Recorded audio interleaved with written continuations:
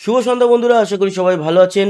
আজকের বিজ্ঞান আলোচনায় অন্য কোনো খবর নয়, থাকছে ইনস্টিটিউটিভ মেশিনসের নোভা সি ল্যান্ডারের খবর। তার কারণ হাতে আর মাত্র কয়েক ঘন্টা, তারপরে সব কিছু ঠিকঠাক থাকলে চাঁদের মাটি ছোবে IM-1 নোভা সি ল্যান্ডার।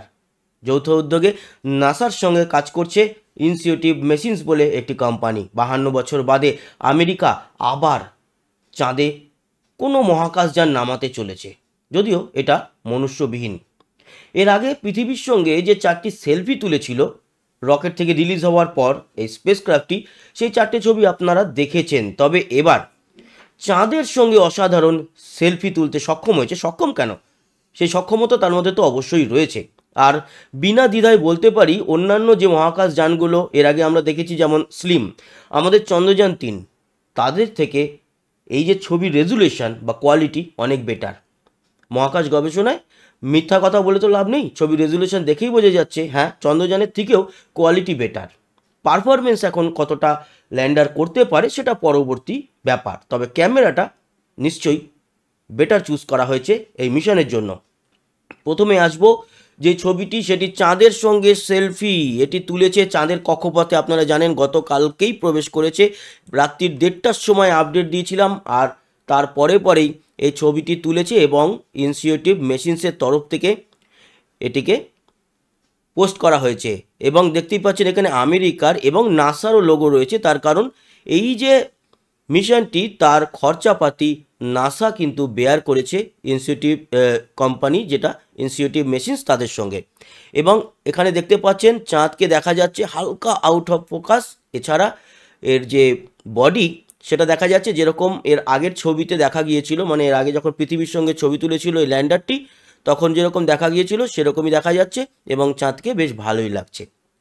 আরও একটি অসাধারণ ছবি, এই যে হাই রেজুলেশনের চাঁদের একটি ক্র্যাটারের ছবি। এটি 50 কিলোমিটার বিস্তৃত একটি ক্র্যাটার, যদিও এই অঞ্চলে নামছে না, এটি উত্তর মেরুতে অবস্থিত। আর এই যে নোভা সি ল্যান্ডার, এটি নামবে চাঁদের দক্ষিণ মেরুতে, দক্ষিণ মেরু থেকে 300 কিলোমিটার দূরে। এই দুটো ছবি পোস্ট করা হয়েছে এবং দুটো ছবি দেখালাম। এরপরে আমরা আসবো যে লাইভ ট্র্যাকিং করে এই মুহূর্তে কিভাবে আছে, এছাড়া আজকে রাত্রির বেলায় যে নামবে সেই নামার প্রসেসটা কি পুরো আপনাদের দেখাবো। এর আগে যেরকম দেখিয়েছিলাম চন্দ্রযান 3-এর প্রসেস, এবারও দেখাবো। তবে তার আগে আমরা লাইভ ট্র্যাকিংয়ে যাই এবং লাইভ ট্র্যাকিংয়ে গিয়ে আপনাদেরকে দেখাই যে এই মিশনের এই মুহূর্তের পরিস্থিতি কি। তো আমরা চলে আসছি লাইভ ট্র্যাকিং সাইটে এবং এখানে আপনাদের দেখাই। দেখুন একেবারে কেনেডি স্পেস সেন্টার, আমি না আগের ভিডিওতে বলেছিলাম কেপ কানাভারাল, দুটোই ফ্লোরিডায়, আমেরিকার আটলান্টিক মহাসাগরের ধারে ফ্লোরিডায় দুটোই, কিন্তু একটি হচ্ছে গিয়ে কেপ কানাভারাল, একটি হচ্ছে কেনেডি স্পেস সেন্টার। তো আমি কেপ কানাভারাল বলেছিলাম, এটি কিন্তু কেনেডি স্পেস সেন্টার থেকে উড়েছিল, একই জায়গায়।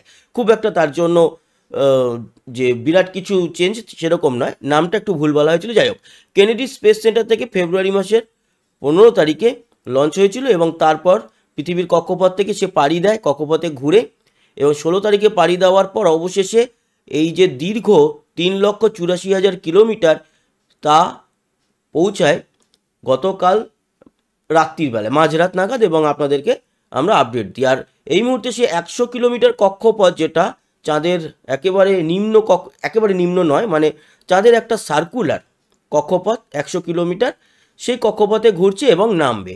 7 দিন 7 ঘন্টা 35 মিনিট 24 সেকেন্ড অলরেডি হয়ে গেছে এই মিশনের বয়স, এবং আর কিন্তু একদিনও বাকি নেই। দেখতে পাচ্ছেন 9 ঘন্টা 8 মিনিট 27 সেকেন্ড বাকি।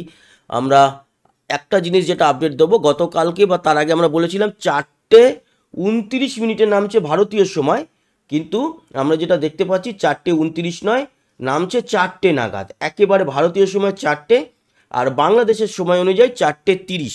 এবার আপনাদেরকে দেখাই যে এটি নামবে, সে কীভাবে নামবে, পুরো যার ট্র্যাজেক্টরি সেটা আপনাদেরকে বুঝিয়ে দিই।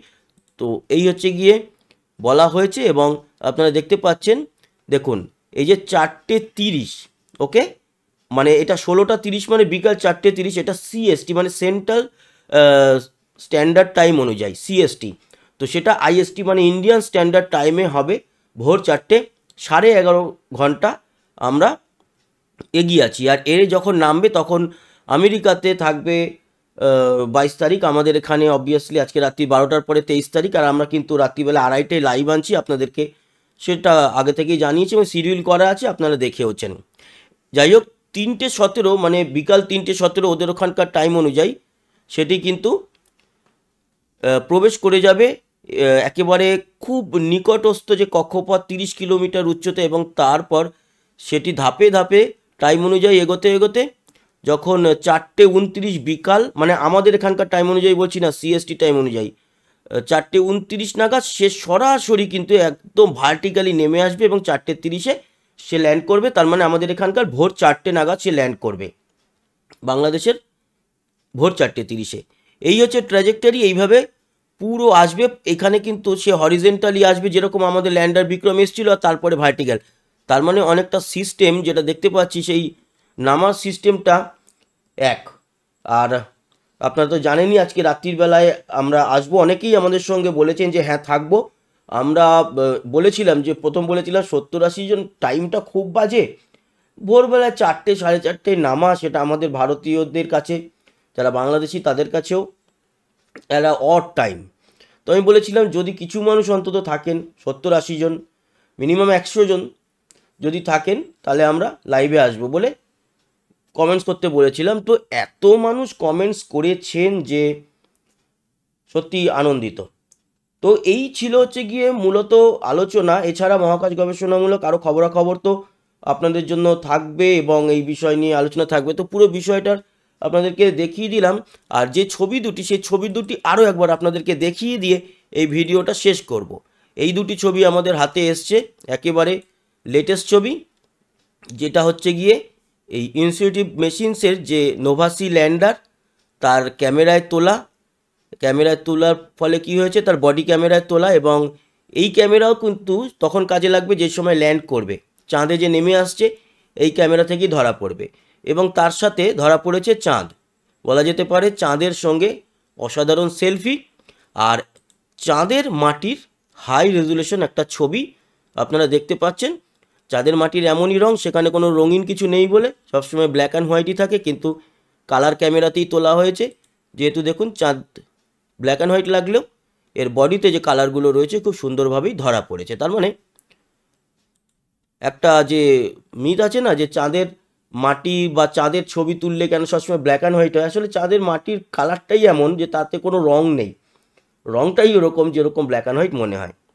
তো বন্ধুরা, এই ছিল আজকে সান্ধ্যকালীন আলোচনা এবং ইনস্টিটিউটিভ মেশিনস বা নোভাসি ল্যান্ডার নিয়ে পুরো বিষয় জানালাম। রাত্রে লাইভে আসছি, তার আগে কোনো খবর থাকলে অবশ্যই আপনাদের জানাবো। আপাতত টাটা।